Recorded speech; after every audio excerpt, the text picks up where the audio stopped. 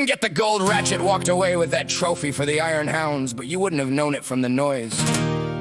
When we stepped onto that podium to take the silver, 40,000 people stood up and roared for the Warrens.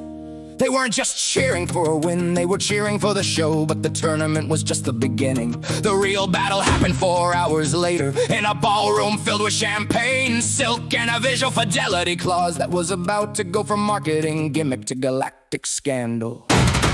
The silver was heavy, it was cool in the hand, the second best prize in the Starner gold land. But the roar of the crowd was a thunderous sound as the Warrens' Ransom was finally crowned. A standing ovation for the grit and the rust, for the team that had built a legacy from dust. Ratchet gave a nod of veteran's grace as we took our stand in the second place space. We've gotta get moving, Elena called out. There's an evening gala we're talking about. We headed for the Leopard, to the bays and the gear, to trade in the Neuralink for high society cheer. I pulled on the trousers, the black and the sleek, looking like a captain for the rest of the week. I put on the jacket, the silk and the fine, but I left the shirt back on the brimstone line. I stood by her door and I gave it a knock, feeling the weight of the socialite shock. This is ridiculous, Elena, I said through the wood. I'm standing here half dressed like no mercenary should. I'll be the only one there in a state of undress, a shirtless disaster in a gala-bound mess. I waited for an answer, I waited for a sign, while I tried to make the black suit lapels align. Then the door swung open and the world went still, shattered by a vision of a Steiner-born will. She stepped into the light in a new dress glow, only small patches of fabric in a strategic set show. It looked like the dress was made out of thin air, with a sign of a marauder only she could wear. I couldn't let you gain all the spotlight, she said, with a smile that could knock a whole Let's Mech dead. We walked in the ballroom, a vision of pride, with the bear and the bold on a high society ride. The media erupted, the cameras were a blur, targeting the captain and the beauty of her. I'm a terrible dancer, I got 2 left feet, trying to stay rhythmic to a highborn beat. But she led me round, she kept me in line, while they called us the wardrobe's ransom, and we began to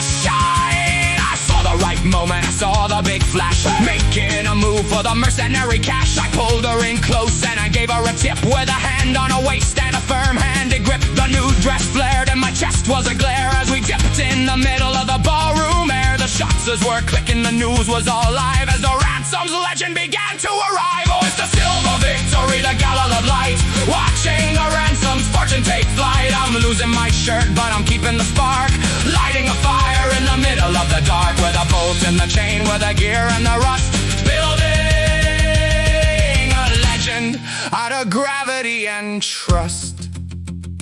By the time we made it back to the Leopard, that photo was everywhere. They were calling her the ballistic beauty, and me, well, they were just calling me the strip. We had more C-bills than we knew how to spend, and a reputation that reached from the Starner line to Terra. We weren't just mercs anymore, we were a brand.